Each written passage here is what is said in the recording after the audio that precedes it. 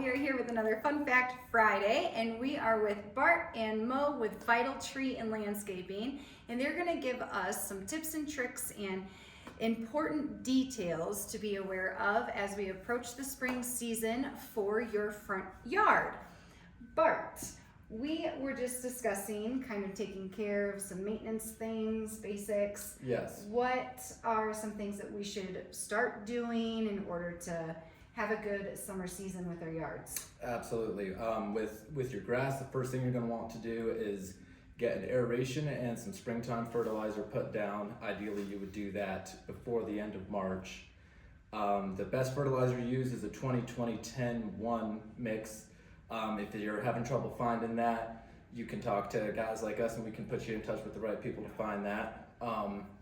We would also say you probably want to clean out your gutters so that everything is copacetic for when the rains come, because that's going to be hitting us sooner than you might think. And then we usually have a bit of a wind season right around the next month to month and a half. And so trimming up any dead branches in your trees, that's going to keep them from falling down, scratching your house, falling on your roof, things like that. So those are kind of the main things that we try to focus on for the next about 2 months, I'd say. Okay. Yeah. And then Mo, you had actually just made a comment about possibly being reimbursed essentially for having specific xeriscaping done in the front yard. Yeah, so saws will cover a certain amount per square footage of stuff you rock so that they preserve water for things that, need water. So a lot of customers that we come in, obviously we don't want to get rid of nice grass, but a lot of times when we come in, there is no grass. It's just weeds, which create a lot of bugs, create a lot of bad things for kids to get rashes and bites and all that stuff. So if your yard is becoming a lot of weeds or already is weeds, a good choice other than bringing in grass and having to put chemicals on it to keep the weeds out is to do xeriscape, fake turf, rock, all that kind of stuff. We put boulders in there, plants in there, very low maintenance plants so that you don't have to water them. You let the rain do its thing other than the first 2 weeks.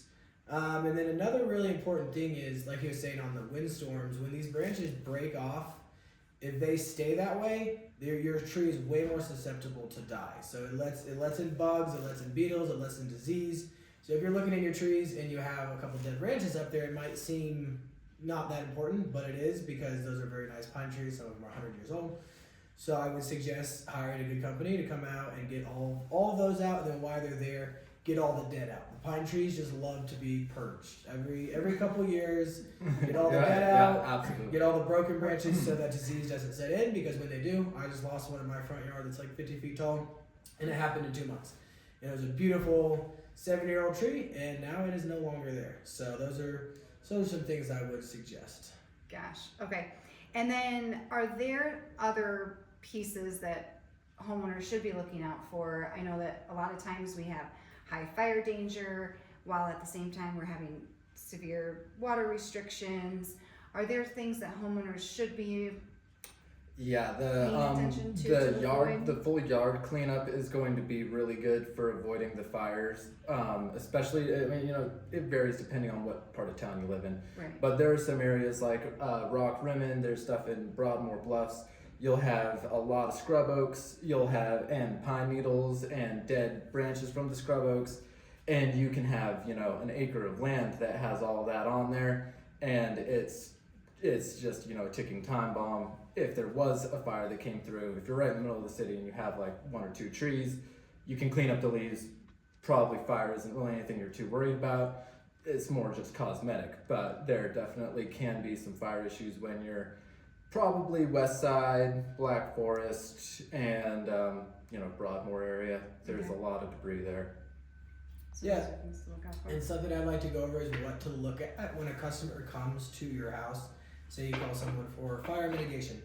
There's a list of things you can look up. Like, it's supposed to be 40 feet away from your house, no dead. It's supposed to be 20 feet up. And the other thing is, if someone comes out for landscaping, make sure that they do have credentials, licensed, insured, and that you look them up online, because I go probably every 3 that I go to an estimate, someone says they got screwed over. Like if someone asks you for more than half up front, never do it, ever. It should be about a third up front, and then you pay the other portion when they show up the first day, and then you pay the rest when the job is done. So just to not be taken advantage of, a lot of people, whether it's fences, whether it's anything outside, which is obviously what I do, make sure that you look up the company so you don't lose your money and that they do a good job. Because if you have a company that's not professional or this or that, it just is a big headache. You know, even if you're paying a cheaper price, but it's a headache and they're not licensed and insured and they whatever, then it turns into you spend a lot more money than if you would just go with a good company.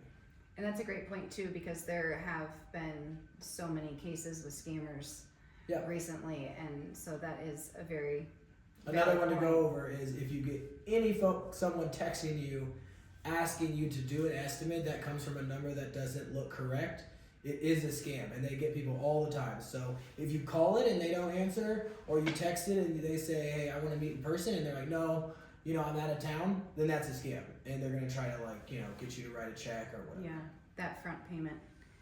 Cool. Well, just a few facts and things to look out for as we approach that spring season and get ready for the heated summer. Again, if you have any questions, we've got Vital Tree and Landscaping, and I'll be sure to put their information in the description below. And if you guys want to quote, call these guys and they'll come out and set you up. And appreciate thank it. you guys for coming out. Yeah, thanks for having us. That was a lot of Thanks. fun. Happy Friday.